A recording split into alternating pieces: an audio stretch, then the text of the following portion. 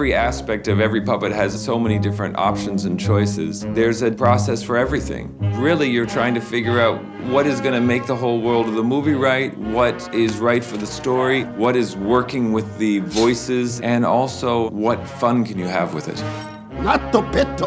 Andy Gent, he's the boss of everything to do with puppets. I want my master. From here at the Puppet Workshop, we're responsible for delivery of puppets, making them, and we've got on this nearly 900 characters, several thousand faces that have been sculpted, moulded, painted, all have been done by hand. The largest number of puppets created by hand, so that's crafted out, that's not using 3D printing for a stop motion film. I'm getting confused now. Working on character design, we'll start to sculpt in plasticine. The scale of sculpting has been immense compared to anything I've worked on previously. 12 sculptors for an animation in general is unheard of, really.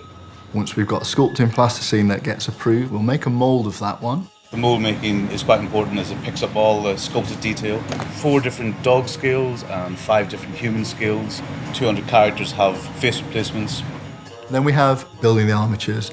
The armature is essentially the moving facility of the puppets. Some animators like the tension to be fluid and loose, and some animators like the tension to be really quite hard. It's specific to each animator.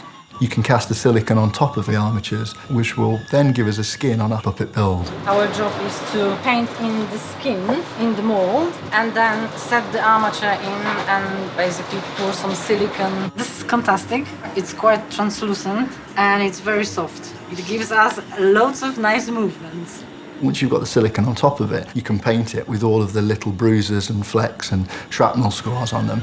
Everything that we do in here is the stuff that gets seen on the screen. Painting the Tracy freckles, copying by eye just with a little paintbrush. 297 freckles on each face. I've actually painted over 22,000 freckles on Tracy alone on this job.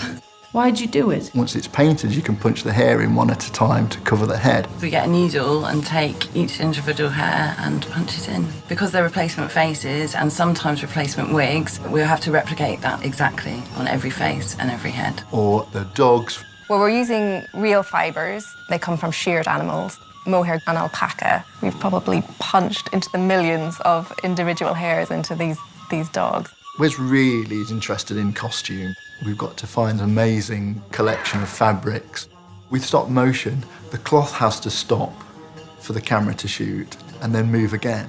You need to be able to control the fabric and give it weight. We use sheet lead that we roll really thinly, aluminium wire. It's like another puppet being built into the costume. And of course, once you've got that, then you're pretty well ready to shoot. It's as simple as that. Well, I understood that. We've got many stages to shoot on at the same time, so we have to fit into that cleverly. There's only one Bill Murray. I was the lead mascot for an undefeated high school baseball team. And there's only one Scarlett Johansson. That's none of your business. So you can only shoot him one at a time, whereas we're trying to shoot 12 at a time on 12 different sets, and then also in 5 scales. Wow. I'm always amazed how each puppet that we make ends up as a beautiful, moving character. It always takes my breath away. I'm infinitely surprised with what the animators can do. It's genuinely magical.